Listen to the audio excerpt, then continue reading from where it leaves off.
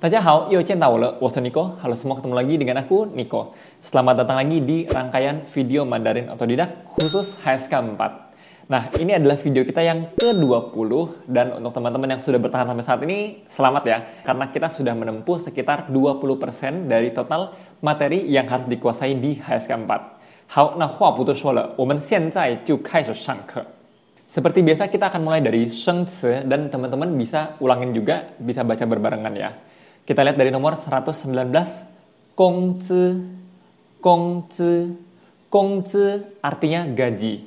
Nah, di video sebelumnya kita sempat ngomongin ya, yang namanya gajian atau pembagian gaji, pentransferan gaji. Kalau di bahasa Mandarin itu dibilangnya fa gongzi atau lengkapnya fa fang gongzi. Jadi bukan ditransfer tapi fa fang, pembagian, fa fang gongzi. Hal, berikutnya 120, fang fa. Fang fa artinya cara. Nah, terus ada teman-teman yang tanya, apa sih bedanya pan fa dan fang fa? Nah, kalau pan fa itu biasanya ngomongin cara yang berhubungan dengan misalnya untuk menyelesaikan suatu permasalahan. Itu baru pakainya pan fa. Tapi kalau fang fa itu lebih general. Misalnya cara makan, cara melakukan sesuatu, itu bisa pakai fang fa. Hal, berikutnya 121, zhishi. Zhishi artinya pengetahuan atau ilmu. 122, pu de pu. Pu de pu. Pu de pu itu berarti mau nggak mau itu harus melakukan sesuatu. Sebenarnya kalau di bahasa Indonesia sih kita bisa langsung terjemahkan jadinya harus saja. Tapi harusnya itu bukan sesuatu yang dipaksa, tapi kita emang mau nggak mau, nggak ada cara lain. Nah, kita juga pernah ketemu kata yang sama, yaitu zhihao. Zhihao itu juga punya arti yang sama, yaitu mau nggak mau, harus melakukan sesuatu. Untuk detail penggunaannya, kita lihat nanti di ceyu yongfa. Berikutnya 123, shenzi. Shenzi artinya bahkan, dan dia fungsinya sebagai conjunction atau kata sambung. Nah, untuk penggunaannya, kita juga akan lihat sebentar lagi di ceyu yongfa. Yang terakhir, 124, zeren. Zeren artinya tanggung jawab, tapi ingat fungsinya sebagai kata benda. Jadi misalnya bisa dibilang, ini adalah tanggung jawab saya. 这是我的责任. 这是我的责任. Masih ingat nggak kalau kita mau bilang dia itu orangnya sangat bertanggung jawab? Gimana ngomongnya? 他是一个很负责任的人. Jadi kalau namanya bertanggung jawab sebagai kata sifat itu 负责任. 负责任. Nah, berikutnya kita lihat ceyu yongfa. Yang pertama yaitu kata pu de pu, yang tadi artinya adalah mau nggak mau harus melakukan sesuatu. Contohnya di sini kita coba baca bersama ya. 我们俩的性格差得太多了，所以我不得不选择离开。我们俩的性格差得太多了，所以我不得不选择离开。Kami berdua, ya, 我们俩的性格, sifat kami berdua itu 差的太多了. Selisihnya atau perbedaannya terlalu jauh. Kalau 差不多 artinya bedanya nggak banyak, hampir sama. Tapi kalau 差的太多 selisihnya terlalu jauh. 所以我不得不选择离开. Jadi saya mau nggak mau harus memilih untuk meninggalkan, untuk pergi. Nah, kata pu de pu di sini juga bisa diganti dengan tadi 只好. 所以我只好选择离开了。好，希望大家可以明白不得不的这个用法。Semoga teman-teman bisa paham penggunaan kata pu de pu ini. Nah, berikutnya 甚至. 甚至 berarti bahkan. Penggunaan seperti apa? Kita lihat di sini. Yang pertama kita baca bersama. 这么简单的事情，你不在的时候都可以让我做，甚至可以让弟弟来做。这么简单的事情，你不在的时候都可以让我做，甚至可以让弟弟来做。好，这么简单的事情 hal sesimpel ini, 你不在的时候 ketika kamu nggak ada atau ketika kamu lagi pergi, 都可以让我做, bisa kasih saya aja yang ngerjain. 甚至可以让弟弟来做, bahkan bisa juga kasih aja ke adik. How, nah di sini kita perhatikan ya, ada sedikit peningkatan jenjang. Jadi, kamu bisa kasih saya. Atau, kamu jangan anggap remeh, bahkan adik pun yang lebih kecil pun juga bisa ngerjain kok. 甚至可以让弟弟来做. Nah, selain itu 甚至 juga sering digabung dengan 连 yang sebenarnya artinya juga sama-sama bahkan. Kita coba lihat di contoh yang kedua. 弟弟太过分了，半夜12点还没回来，甚至连电话都不接。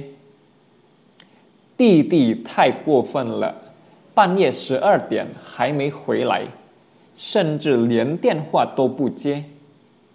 Adik keterlaluan nih, kelewat batas, 太过分了。半夜12点, tengah malam jam 12 itu, 还没回来, masih belum pulang juga. 甚至连电话, bahkan telepon pun nggak diangkat. Nah, semoga teman-teman bisa paham penggunaan kata 甚至. Dan kalau memang ada pertanyaan, bisa tinggalkan aja pertanyaan di kolom komentar di bawah. Nah, berikutnya kita masuk ke kewen. Kita baca bersama-sama di sini, dan teman-teman jangan lupa untuk perhatikan intonasinya dan juga penggalanannya nih. Satu karakter itu nempel ke kiri atau ke kanan. 好，那我们现在开始来读。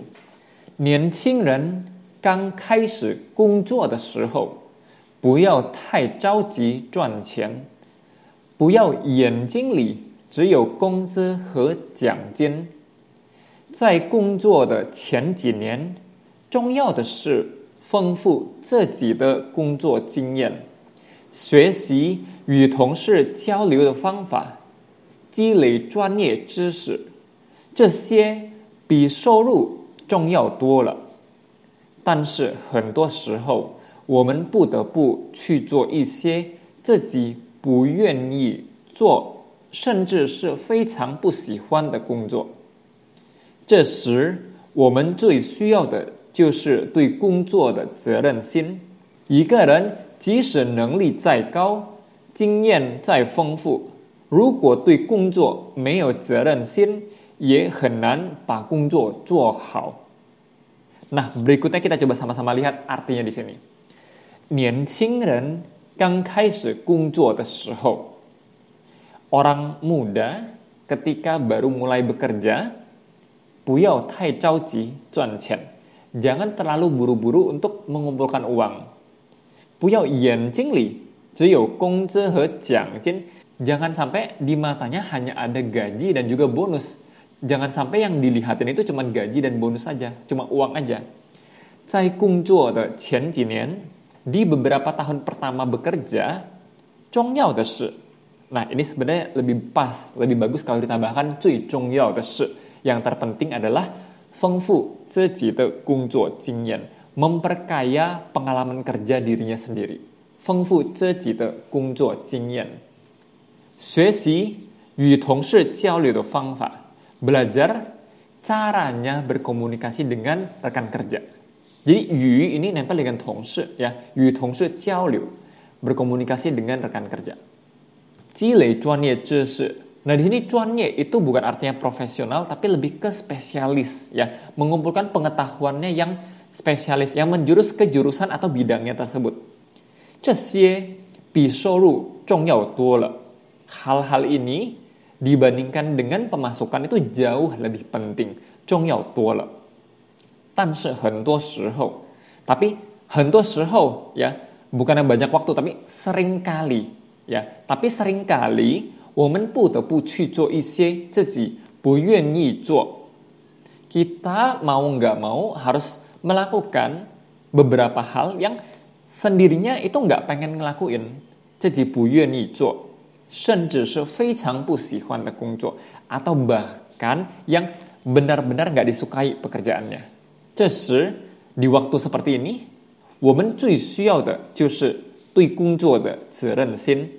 Yang paling diperlukan adalah hati atau rasa tanggung jawab terhadap pekerjaan. 一个人即使能力再高, 经验再丰富. Seseorang, sekalipun kemampuannya itu lebih tinggi lagi, atau pengalaman itu lebih kaya lagi, 如果对工作没有责任心, kalau terhadap pekerjaannya itu tidak ada rasa tanggung jawab, 也很难把工作做好. Juga akan sulit untuk bisa melakukan suatu pekerjaan dengan baik. 好, semoga teman-teman bisa paham arti dan maksud dari kewan barusan. Nah, aku setuju ya dengan bacaan ini. 我们如果刚刚大学毕业，刚刚开始工作的时候，应该不要太着急赚钱。他说的对，在我们开始工作的前几年，最重要的事就是要累积一些经验。如果经验多了，那我们换工作的时候，跟老板谈工资的这个资格也会更好。但是如果我们没有经验，没有知识，那我们跟人家谈什么呢？我们就没有什么资格跟别人谈工资，对吗？好，那berikutnya kita coba jawab di sini ada 2 pertanyaan. Yang pertama, 刚开始工作时什么最重要？ Ketika baru mulai bekerja, apa yang terpenting? Teman-teman masih ingat? Nah, tadi dibilang yang terpenting adalah mengumpulkan pengalaman kerja dulu. 最重要的是累积一些工作经验。 Nah, di pertanyaan yang kedua, 我们遇到不愿意做的工作时应该怎么办? Ketika kita menemukan pekerjaan yang kita nggak pengen ngelakuin, harusnya gimana ya? Nah, tadi dibilangnya, kita harus sadar bahwa satu pekerjaan itu adalah tanggung jawab kita. Kalau kita sudah ada rasa tanggung jawabnya, sekalipun kita suka atau enggak, jadi itu bisa dikesampingkan dulu. Yang terpenting adalah rasa tanggung jawabnya. 我们要知道这个工作是我们的责任。虽然不喜欢，但是如果有责任心，我们可以把一个工作做好。好, dan di sini adalah bagian yang terakhir. Ini adalah list kosakata yang kita pelajari hari ini dan PR-nya itu di nomor 122 dan 123, 不得不 dan juga 甚至. 好, berikutnya seperti biasa, kita akan bahas PR dari video sebelumnya dan di video sebelumnya itu diminta untuk bikin kalimat dengan kata 按照. Nah, pertama-tama terima kasih untuk antusiasme teman-teman yang udah mengerjakan PR terus. Tapi karena PR yang masuk lumayan banyak, jadi kita akan coba untuk disaring ya. Aku akan pilih beberapa kalimat yang bagus untuk dibahas, tapi sisanya jangan takut, aku akan reply langsung di kolom komentar. Nah, kita lihat di sini yang pertama, @andri_ponicolas2273. 按照老师的要求，我完成了作业。 Sesuai dengan permintaan dari guru, saya sudah menyelesaikan PR saya. 很好，这句话没毛病，很好。 Berikutnya, @akbarbraco5534. 按照劳动合同，我的工资应该是700万印尼盾，但是公司却给了我800万印尼盾。 Wah, 你的公司真好啊。 Kalau diartikan di sini berdasarkan kontrak kerja, gaji saya seharusnya adalah 7 juta rupiah. Tapi perusahaan malah memberi saya 8 juta rupiah. 很好. Ya, 这句话没毛病. Ya, di sini ada 劳动合同, kontrak kerja, 工资 tadi gaji ya. Lalu ini tun, betul ya. Jadi kalau rupiah itu kita pakai satuannya ini tun. 很好. Hal berikutnya @vanesia1898.